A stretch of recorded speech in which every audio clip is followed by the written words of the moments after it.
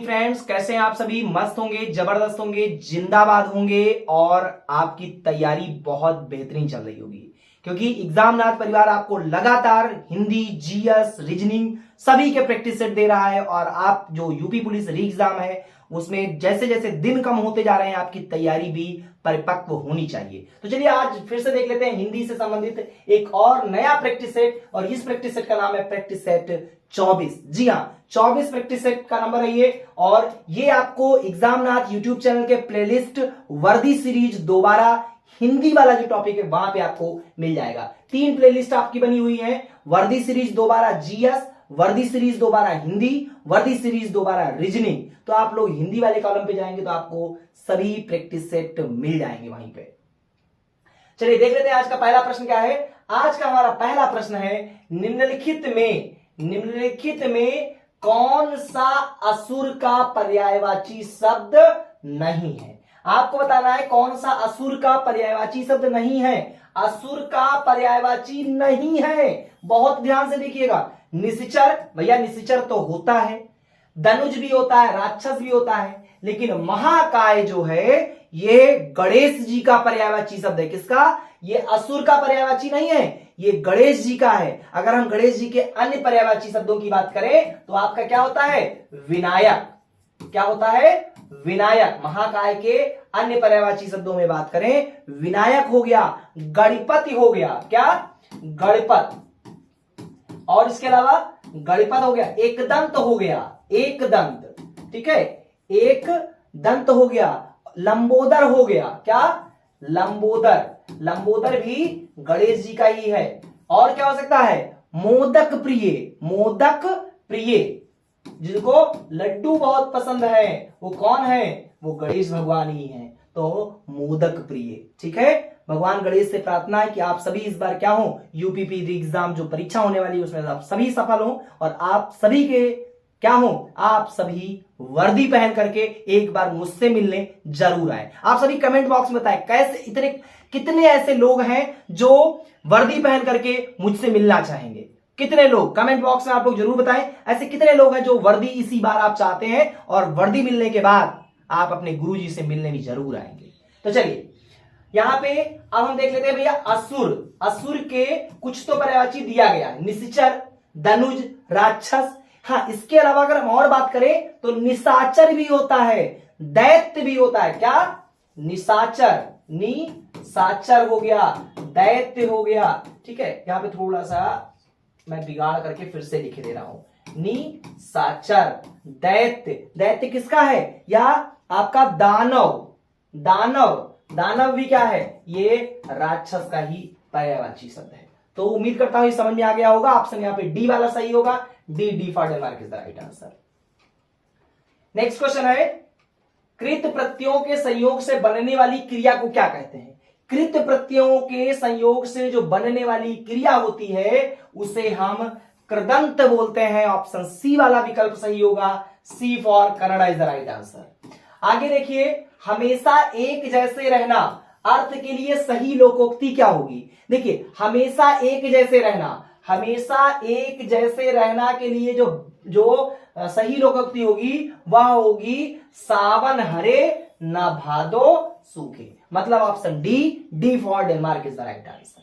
जैसे यहाँ पे लिखा हुआ है हाथ कंगन को आरसी, क्या इसका मतलब होता है? प्रत्यक्ष को प्रमाण की आवश्यकता नहीं होती है। हाथ कंगन को आरसी का लोकोक्ति का सही अर्थ क्या है? प्रत्यक्ष को प्रमाण की आवश्यकता नहीं पड़ती है। यहां लिखा हुआ है होनहार विद्वान के कि होत चीकने पार, इसका मतलब होता है, इसका अर्थ होता है कि जो महानता के लक्षण होते हैं वो बचपन में ही दिखाई देने लगते हैं।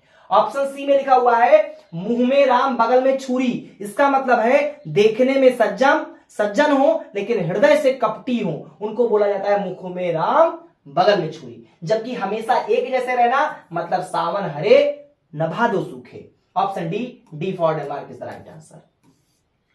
अगला विकल्प, अगला प्रश्न है हमारा, जो काम करना कठिन हो वाक्यांश के लिए एक शब्द लिखिए। जो काम करना कठिन हो उसके लिए एक शब्द है दुष्कर। तो आपका ऑप्शन ए सही हो जाएगा। A for America is the right answer. अतीत के चलचित्र किसकी रचना है? महादेवी वर्मा जी की, अयोध्या सिंह की, सियाराम शरण गुप्त की, सूर्यकांत त्रिपाठी निराला की, तो आपको कौन सा विकल्प सही लग रहा है, आप लोग कमेंट बॉक्स में बताएं। आपको इस प्रश्न को मैं इससे पहले भी प्रैक्टिस सेट में करवा चुका हूं। बताइए, अतीत के चलचित्र किसकी रचना है? भैया अतीत के चलचित्र महादेवी जी की रचना है। अगर अन्य रचनाओं की बात करें महादेवी वर्मा जी के, तो निहार, यामा, देखिए निहार हो गया और यामा हो गया, ये सब किसकी रचनाएं हैं? ये सभी महादेवी वर्मा जी की रचनाएं हैं। रश्मि हो गया, कौन सा? रश्मि हो गया आपका। नीरजा भी एक रचना है महादेवी वर्मा जी की, तो नीरजा हो गया। सांध गीत हो गया, ठीक है, सांध गीत भी किसकी रचना है? ये भी महादेवी वर्मा जी की रचना है। अतीत के चलचित्र, ये तो आपसे प्रश्न ही किया गया है, महादेवी वर्मा जी की रचना है। तो इसको नोट कर लीजिए, निहार, यामा, रश्मि, नीरजा, सांध गीत, ये सभी महादेवी वर्मा जी की रचनाएं हैं। चलिए देख लेते हैं अगले प्रश्न की ओर। निम्नलिखित में से किस वाक्य में सर्वनाम का प्रयोग हुआ है? आज बरसात होगी, मैं कल दिल्ली जा रहा हूं, घर का काम कर लो, सीमा और रीमा बहने हैं। सीमा और रीमा बहने हैं। तो यहां पे जो राइट विकल्प होगा आपका वह होगा ऑप्शन बी वाला, B for Bombay is the right answer. मैं कल दिल्ली जा रहा हूं। अब यहां पे प्रश्न क्या था? सर्वनाम का प्रयोग हुआ है किसमें? तो यहां पे मैं शब्द जो है वो सर्वनाम है। अब भैया ये जान लेते हैं कि कुल कितने सर्वनाम होते हैं हिंदी वर्णमाला में। तो हिंदी वर्णमाला में यहां पे मैं लिख देता हूं, हिंदी वर्णमाला में, ध्यान से देखिए, हिंदी वर्णमाला में 11 सर्वनाम होते हैं। कितने? 11 सर्वनाम होते हैं, टोटल 11 हैं। अब वो कौन कौन से हैं? तो वो कौन कौन से हैं? मैं, तू, आप। मैं एक हो गया, तू, आप, ये सब क्या है? ये सभी सर्वनाम। और टोटल कितने होते हैं? टोटल होते हैं 11। तो मैं, तू, आप, यह, वह, जो, ठीक है, यह, वह, जो, ये सभी क्या है? सो, कौन, क्या, सो, एक मिनट, सो और कौन, क्या हो गया?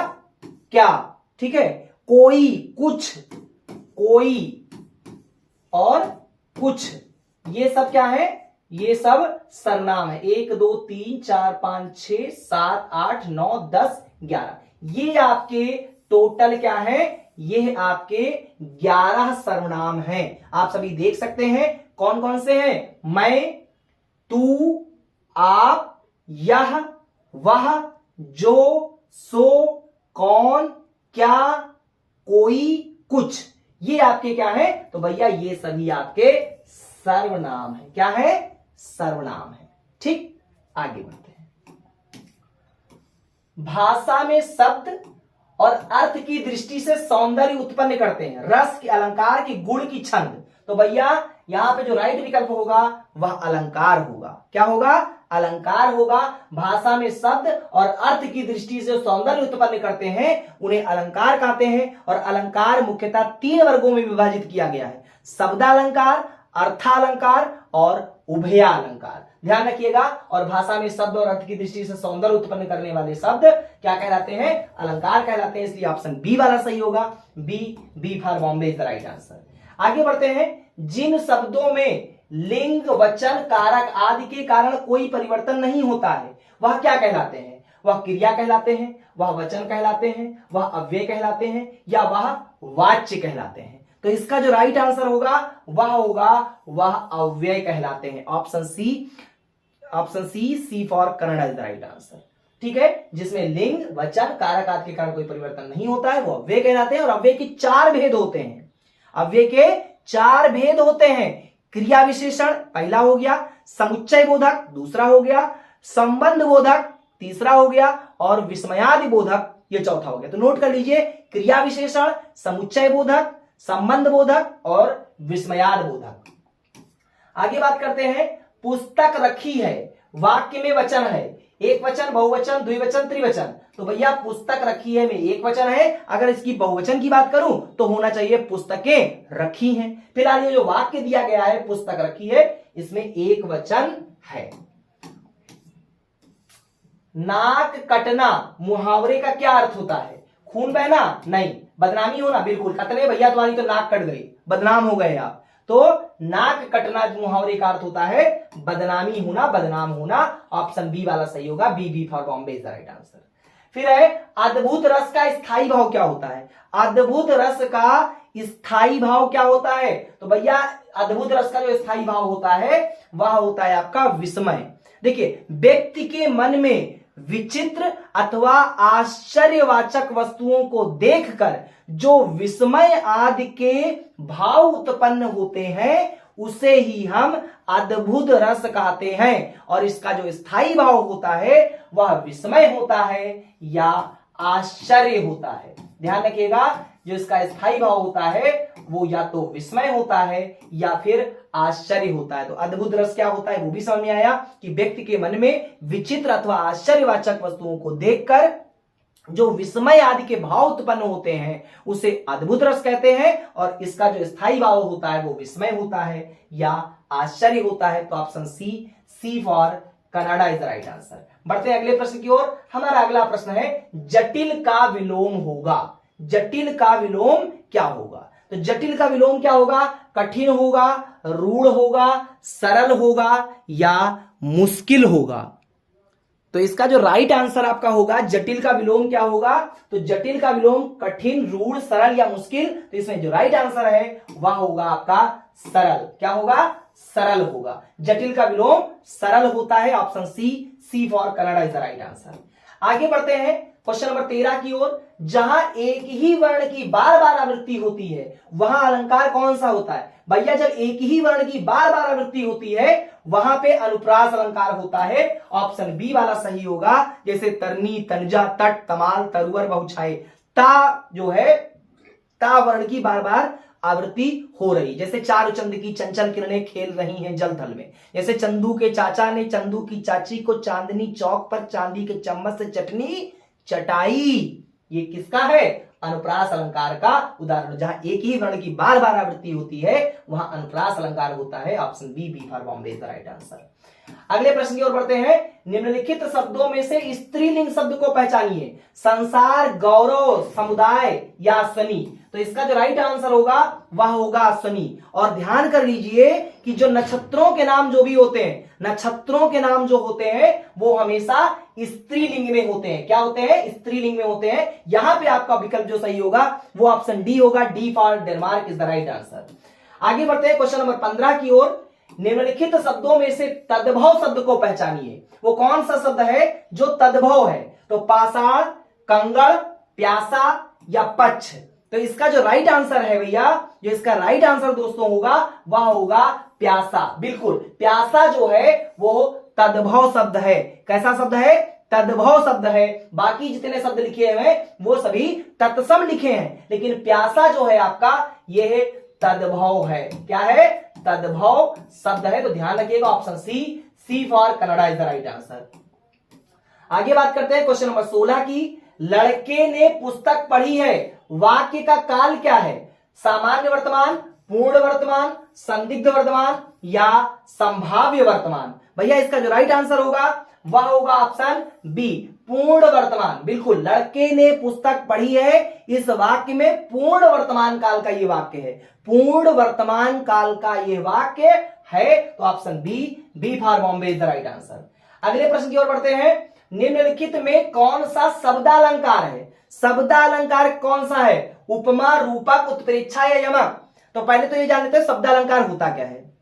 देखिए, जहां शब्दों के प्रयोग से काव्य में चमत्कार उत्पन्न हो वहां शब्दालंकार होता है। और जो शब्दालंकार होता है इसके अगर मुख्य भेद की बात करें, होते तो और हैं लेकिन मुख्य भेद जो है वो एक होता है आपका अनुप्रास अलंकार। बिल्कुल आपने सुना होगा, अनुप्रास शब्दालंकार का ही भाग है, मुख्य भेद है। यमक और श्लेष, यमक और श्लेष भी किसके हैं? ये सभी शब्दालंकार का ही भेद होते हैं, शब्दालंकार के ही मुख्य भेद है। तो अनुप्रास अलंकार, यमक अलंकार, श्लेष अलंकार शब्दालंकार के मुख्य भेदों में शामिल है। इसलिए यहां पे ऑप्शन डी सही होगा। यहां पे ऑप्शन डी सही होगा क्योंकि यहां पे यमक जो है शब्दालंकार में ही आता है। और option D for Denmark is the right answer.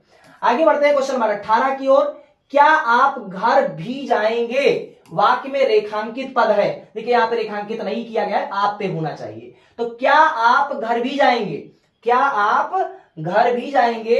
यहां पे जो रेखांकित शब्द है मतलब आप जो है वो क्या है? संज्ञा है, विशेषण है, सर्वनाम है या क्रिया है? भैया क्या है ये? तो ये जो है आपका सर्वनाम है। क्या है? सर्वनाम है। Option C for Kannada is the right answer. बढ़ते हैं अगले प्रश्न की ओर। क्वेश्चन नंबर 19वां है, वाच्य के कितने प्रकार हैं? 3 है, 4 है, 1 है कि कोई प्रकार नहीं है? तो भैया वाच्य के टोटल 3 प्रकार होते हैं। कितने? 3 प्रकार से होते हैं। कौन कौन से? कृतवाच्य होता है एक, क्या होता है? एक होता है आपका कृतवाच्य। क्या होता है? कृतवाच्य हो गया। कर्मवाच्य एक होता है कर्मवाच्य, और एक होता है आपका भाववाच्य। क्या होता है? भाववाच्य। तो ये आपके 3 वाच्य होते हैं, और यही आपसे पूछा गया था कि वाच्य जो होता है वो कितने प्रकार के होते हैं? वाच्य 3, कृतवाच्य, कर्मवाच्य और भाववाच्य। तो समझ में आया आपको? बिल्कुल समझ में आया होगा। वीडियो अच्छी लगी हो तो लाइक करें, प्यारा सा कमेंट करें, और चैनल पे नए हो चैनल को सब्सक्राइब कर लीजिएगा, दोस्तों के साथ शेयर करें। बहुत बहुत धन्यवाद। Thanks for watching.